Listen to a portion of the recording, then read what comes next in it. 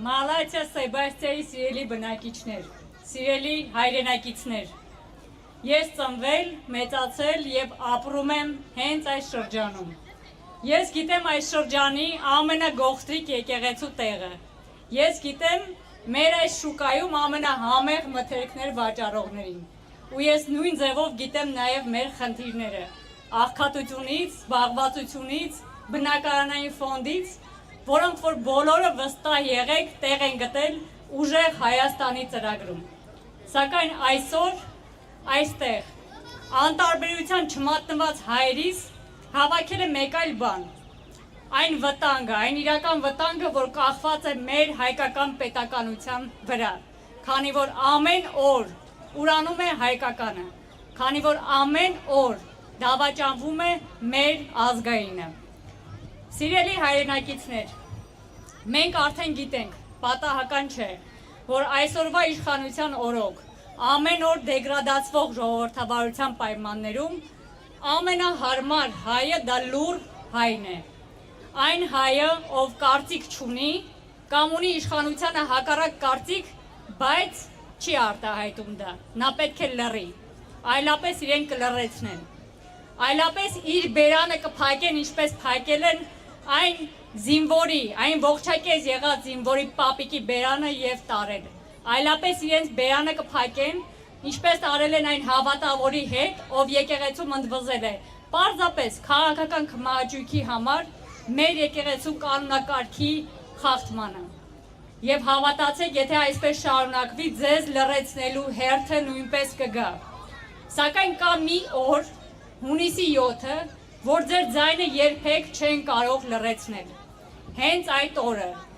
համար 3 քվյաթերթիկը, ուժեղ Հայաստանի քվյաթերթիկը ծրարելով դուք ընտրում եք Հայաստանի ժողովրդավարությունը, մարդու իրավունքները, հայի արժանապատվությունը, որը ձեզ համար երաշխավորում է Սամվել Կարապետյանը։ Այն մարդը, ով իր կյանքով և կատարած գործով ապացուցել է, որ ապրում է հայի կողքին, իր երկրի կողքին,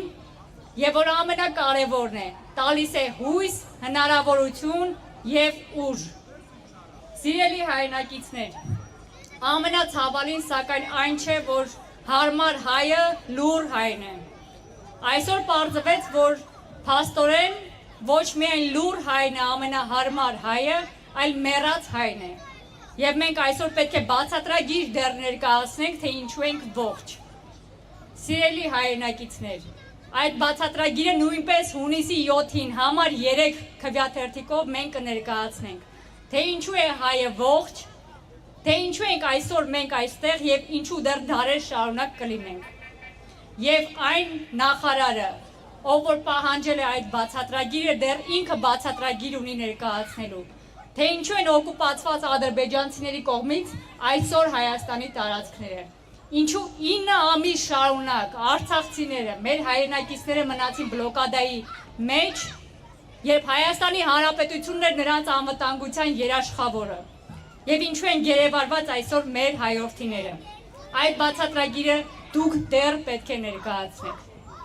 Սիրելի հայրենակիցներ, հիշում եք հունիսի 7-ը նաև ինչ օր է։ Խոսքը 2021 թվականի հունիսի 7-ի մասին է։ Հենց այդ օրը հետաքրքիր զուգադիպությամբ գործող վարչապետը հայտարարեց, որ մեր գերիները դեռ մեզ կներեն մի քանի ամիս ավել գերեվարված մնալու համար։ Սակայն ինչպես տեսնում եք, արդեն 5-րդ տարին մեր գերիները մնում են գերեվարված, ավելին հայորդիները գերեվարված ավելացել են Ադրբեջանում, իդեմ Ռուբեն Վարդանյանի, Դավիթ Բաբայանի և մյուսների։ Եվ այս տարվա 2026 թվականի հունիսի 7-ը նույնպես ձեզ պետք է հիշեցնի, մեզ հիշեցնի, որ պետք է մերժենք հային լքողին, ազգատյացին և հային հակառակվողին։ Սիրելի հայրենակիցներ, ուզում եմ հատկապես դիմել երիտասարդներին։ Չթողնեք, որ ձեր ձայնը լռեցնեն։ Սիրելի երիտասարդներ, այսօր ես գիտեմ, որ այս էժանագին սցենարներով, շոուներով և քաղաքական սկանդալներով ձեզ զզվեցրել են։ Ամեն ինչ անում են, որ մինչև կոկորդը կուշ լինեք ցանկացած հարցից և դառնաք անտարբեր։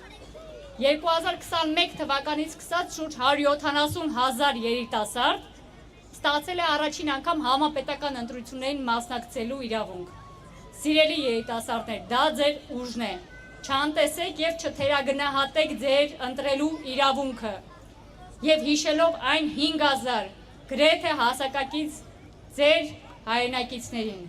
ովքեր ժամանակին իրենց ընտրությունը կատարեցին հանուն հայրենիքի, բայց կյանքի գնով, խնդրում եւ պահանջում եմ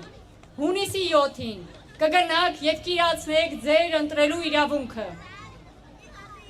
Նույն կոչով դիմում եմ նաեւ մեր պետական ծառայողներին։ Սիրելի պետական ծառայողներ, ոստիկաններ, դատավորներ, ես գիտեմ, թե ինչքան դժկամությամբ եւ հիասթափությամբ եք դուք ամեն օր գնում աշխատանքի, որովհետեւ ծառայում եք մեկ մարդու կմահաճույքներին։ Սակայն ես գիտեմ նաեւ, որ եթե այսօր մեր պետական կառույցները չեն փլուզվում, դա հենց ձեր անխոնջ աշխատանքի շնորհիվ է։ Հավատացած եղեք, որ Սամվել Կարապետյանը առաջին իսկ օրվանից լծվելու է մեր երկրի շենացման գործին, աղքատության հաղթահարմանը, մեր երկրի վարկանիշը բարձրացնելուն եւ հայի արժանապատվությունը վերականգնելուն։ Եվ այդ երկար ճանապարհին հենց դուք եք նրա հիմնական դաշնակիցն ու գործընկերը լինելու։ Եվ դուք ամեն օր հաճույք եք ստանալու ձեր առաքելությանը ծառայելու համար։ Եվ ոչ թե մեկ անձի, ով պողպատյա մուրճով խոստացավ իրավունքի դիկտատուրա, սակայն մոռացավ իրավունքի մասին եւ թողեց միայն դիկտատուրան, ամբողջ իշխանությունը կենտրոնացնելով իր ձեռքում եւ դա օգտագործելով իր ազգի դեմ։ Սիրելի ժողովուրդ, եւ վերջում ուզում եմ մեջ բերել Գարեգին Նժդեի խոսքերը այն մասին, որ ցանկացած հաղթություն դա ժողովրդինն է եւ ցանկացած պարտություն անկարող ղեկավարինը։ Ժամանակն է եկել, որ անկարողներին փոխենք ուժեղներով եւ հունիսի 7-ին բոլորս միաձայն կանգնենք Սամվել Կարապետյանի կողքին։ Դեպի ուժեղ Հայաստան։